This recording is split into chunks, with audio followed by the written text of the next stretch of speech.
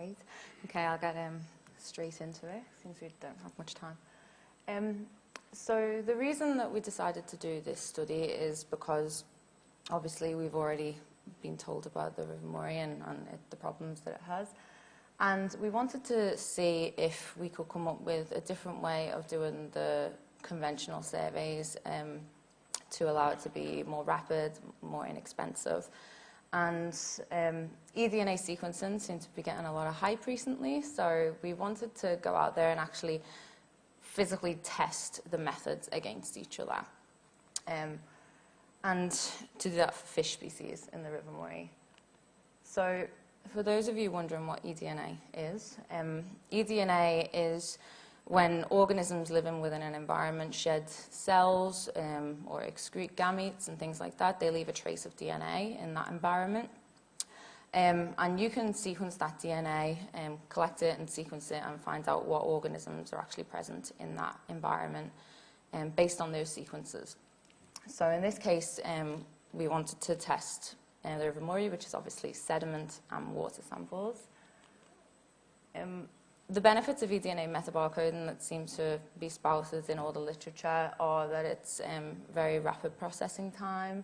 You can go out and sample all your sites in one day because you're literally just taking a water sample or whatnot, and then you go back, you extract that DNA, and then go on to sequence it, which is relatively rapid nowadays, whereas with FICNet, and you have to put the FICNets in, you have to go back 24 hours later, you need the taxonomist to sit and identify those, enter the data in, and whatnot.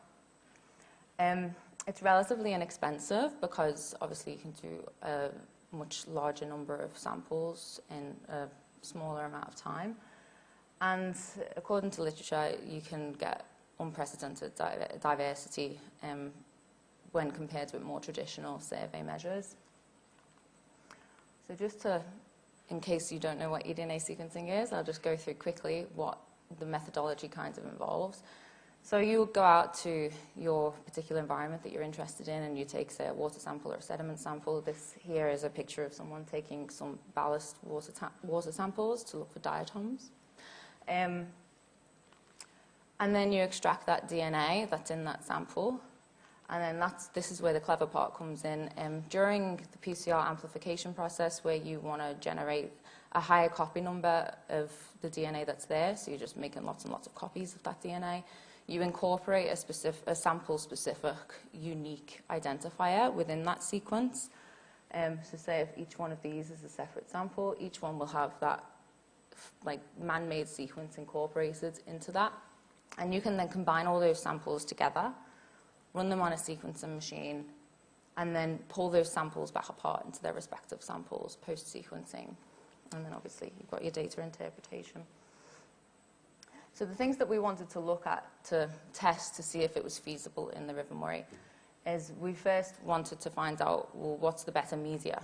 Is it better to go for the sediment or better to go for the water? Because there's some literature out there that says sediment's better and some that says water's better. So it was a bit ambiguous. We didn't really know, so we wanted to test both of those. And we also wanted to test which gene region to target. You want a gene region that is going to cover all the species that you're interested in, but also has enough variability within that region so that you can then tell the species apart. There's a couple of different gene regions that is in the literature, and again, you know, different authors prefer different gene regions, and it depends on things like what's available in databases and you know, how long the primers are and things like that. We also wanted to know what level of sampling is actually needed to really capture the diversity in the system. Again, in the literature, you know, you've got some papers saying that 50 millilitres of water is enough. You've got some that are collecting like 50 litres of water. So we really wanted to test it actually within the River Murray system to make it specific to what we needed.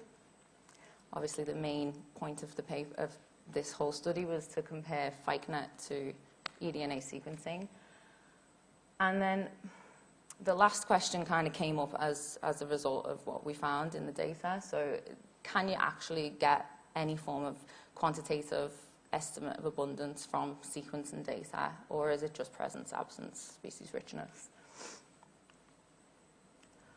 So the first thing that we tested was the eDNA with the sediment eDNA against the water eDNA, and obviously we wanted to compare that to the phyc nets as well. So this is what we found in the phyc nets. And then you can see here that we got more species matched up from the water than from the sediment. We only found 3 species in the sediment. There's a number of species that cropped up in the eDNA that we don't think is supposed to be there, which I'll talk about in a moment. And we also were missing a few species as well from the eDNA data. So when we looked at the genetic loci, first of all, we wanted to test this 12S gene region because it's vertebrate specific, but also there's a lot of reference sequences in the genetic databases. So we know we had a lot of information to compare our sequences that we found against on the online databases. And we found a reasonable number of species that matched up with the phyc net, but again, we found species that we don't think were supposed to be there, and we also found species that we didn't find species that were in the phyc nets. One of the reasons that we thought this might be is because we got all these things as well coming up. And we thought that maybe because the primer is vertebrate specific rather than fish specific, we were actually swamping out all the fish sequences with sequences from other taxa that were not our target group. So we tried to design a fish specific primer from the 12S region, but there wasn't really enough variation there to tell species apart. And then so we decided to try it with the next best, which was the 16S, according to literature. So we came up with a fish-specific version of the 16S primer, which excluded human DNA and kangaroo DNA and all the other things that we weren't interested in. And unfortunately, it got fewer species than the 12S got. But when we actually looked at the databases, the reason for that is because the 16S database just isn't as well covered as the 12S database.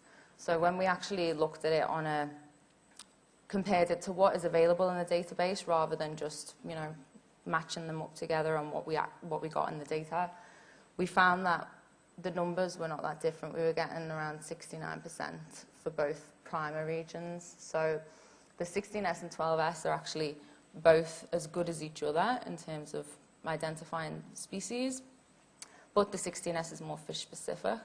The main problem is the database just doesn't contain enough species sequences there at the moment, but maybe that's something we should work on, advancing those genetic databases. And then, so this is actually what we found when we compared the phyc-net to the eDNA data based upon using both those genetic loci, and also we decided to just focus on the water because of the issues that we had with the sediment earlier on. And you can see here there was 13 species that we detected in common for both methods, but there was also 5 species that we detected in the phycs that we did not detect in the eDNA, and there was 5 species that we detected in the eDNA but not in the phyc. And when we looked at this more closely, we found that these species here that were in the phyc-net and were not in the eDNA tended to be in quite low abundance. They were quite rare species. So we thought that might be a reason why we're not picking them up in our eDNA data. And with the 5 species in the eDNA data that we were finding, so Gambusia affinis is not known to occur in South Australia, but it is genetically identical in some gene regions to Gambusia holbrookii, which is known to occur in the River Murray. So that's obviously just a bioinformatic misidentification. This guy is known to occur there, so that's a good thing. That's a species that we detected that the phycs didn't. Mulloway is a marine species. What you can see here, we detected greenback flounder, which is also an estuarine marine species in the phyc-net. So it's not completely implausible that we detected this. We don't think it was a mistake. We think it's actually either a DNA vector floating up the river system or being brought there by seabird transfer or boat transfer or something like that. The flathead galaxius that we detected, again, that's because it's genetically identical to another galaxius species that lives in the River Murray. And this orange chromide is an aquarium species. And although it is plausible that aquarium species can be introduced via, the aquarium trade and things, we don't think that's the case here. We think it's just a bioinformatical misidentification. So because of all these rare species that we found, we decided to go back to a couple of sites and take more samples. So rather than the 2 1-litre samples of water, we went back and we took 5. We processed them all individually, and you can see that we did detect more taxa. When we did this and we detected, we took 5 litres rather than 2 litres, we found that we were able to detect 100% of the phycenet taxa and then some as well. So it was able to detect the same species richness as the phycenet data. I'll just quickly go through this. So we looked at the effect of sequence abundance versus the number of individuals that we found in the phycenet. And what we found was, well, yeah, sometimes it works. Most of the time it doesn't work. And that's because there's so many biases involved.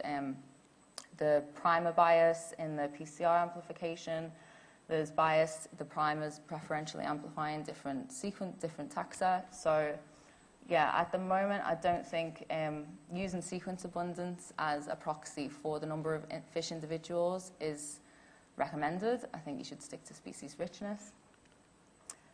And so just to conclude, so we were able to detect 100% of the phycenet caught species, which is great. The water column seemed to be better than the sediment for detecting what we found in the phycenet.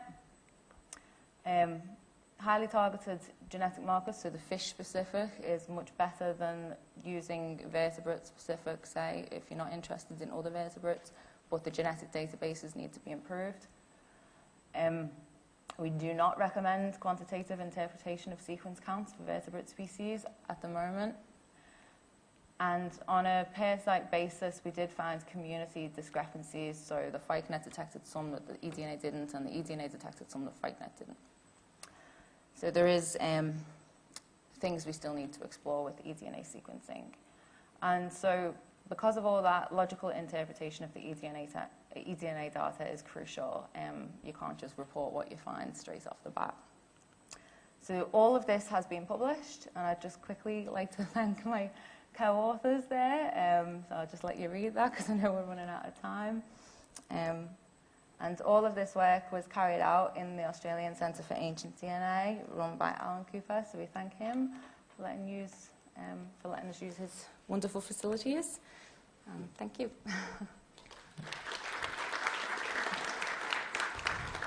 All right, thank you. Again, we'll move on to the next one immediately. Okay. So Nick Whiterod from AquaSave Nature Glenelg Trust.